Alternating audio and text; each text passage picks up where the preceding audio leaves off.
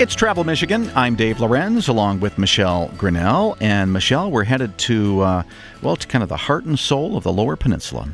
Is that what we call it? That's what I'm calling it right now. I was trying to think of something. Great. Well, it's right in the center of the Lower Peninsula. And that place is Grayling and Hartwick Pines State Park. And here to talk to us about some of the great winter activities you can do there is Greg, the park manager at Hartwick Pines State Park.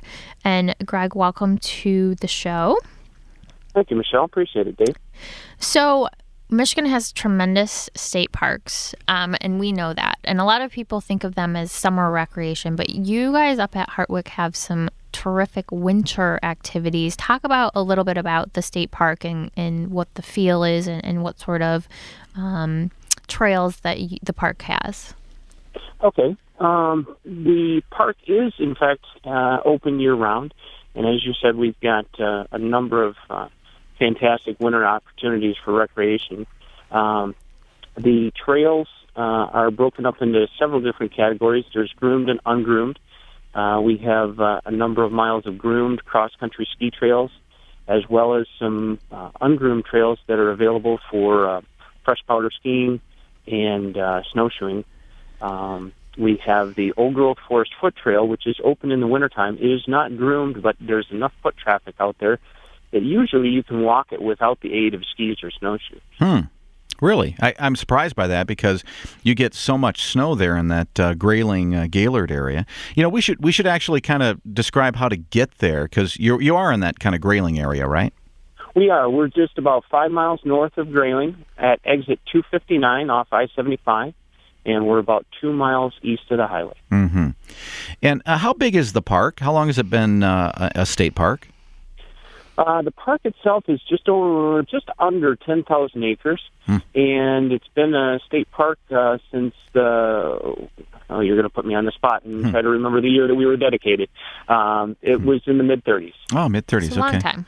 It is a long time. Well, and as you know, Michelle talked about, Michigan state parks have been recognized by other state park organizations around the country as being the best in the country, just recently officially named as the best. And I think a great reason is because of the variety of the parks, and Hartwick Pines is different than some of the others. Can you describe what people find when they come there?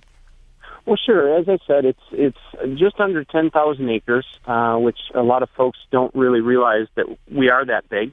One of the key focal points and aspects of the park is the old growth white pine forest, which there's about 49 acres left now.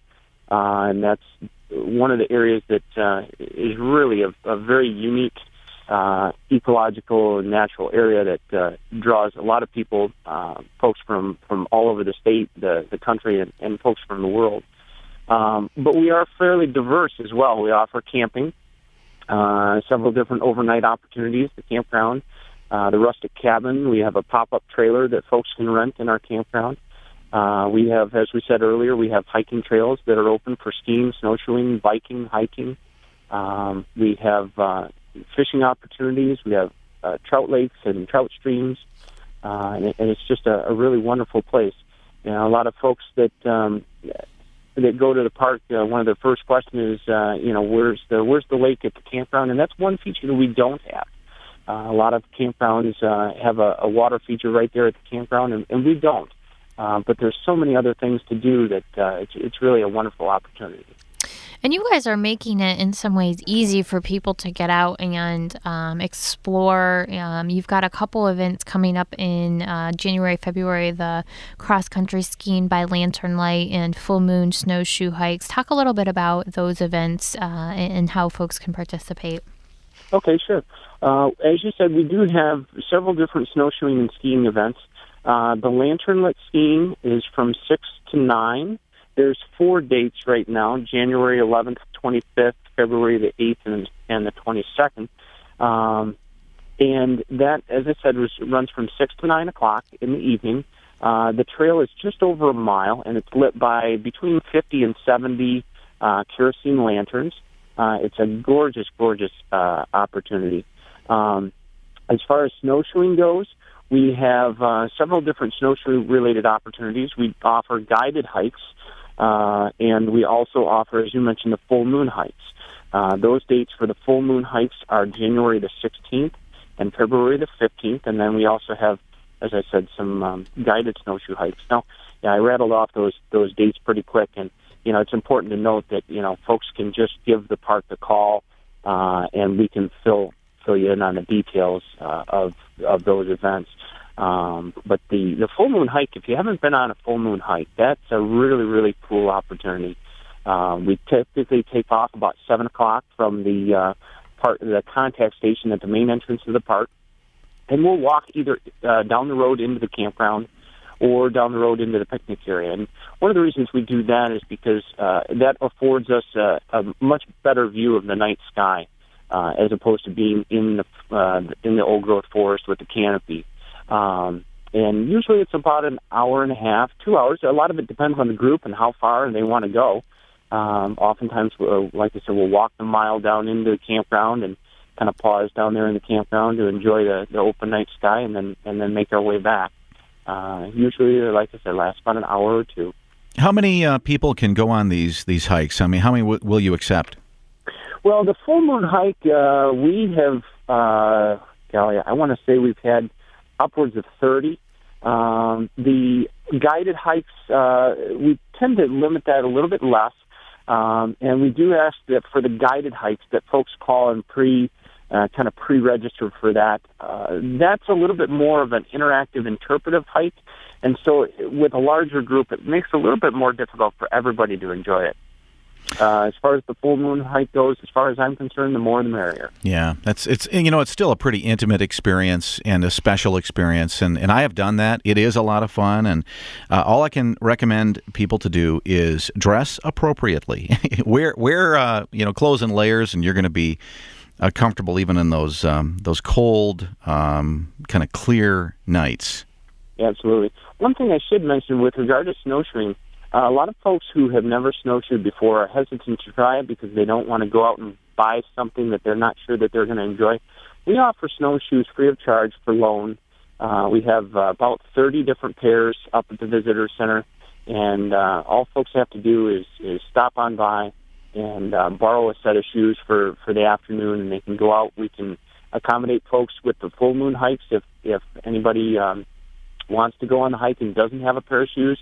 They just need to give us a call and let us know that they'd like to come, and we'll bring shoes for them, and they can participate that way. Well, it's a great deal of fun, and hope people take you up on that offer, Greg. Greg Kinzer, thank you so much for joining us today, Park Manager at Hartwick Pines State Park.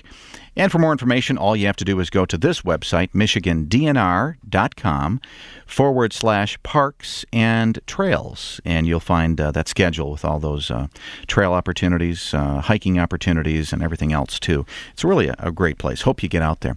Speaking of great places, you're going to find them all over the state, and we always say your trip begins at michigan.org. We say that because the website really does provide a great deal of information about attractions and things to do, places to go to, great, accommodations information, whether you're looking for maybe a retro motel, or maybe you're looking for a lodge, or a great resort, or maybe a yurt.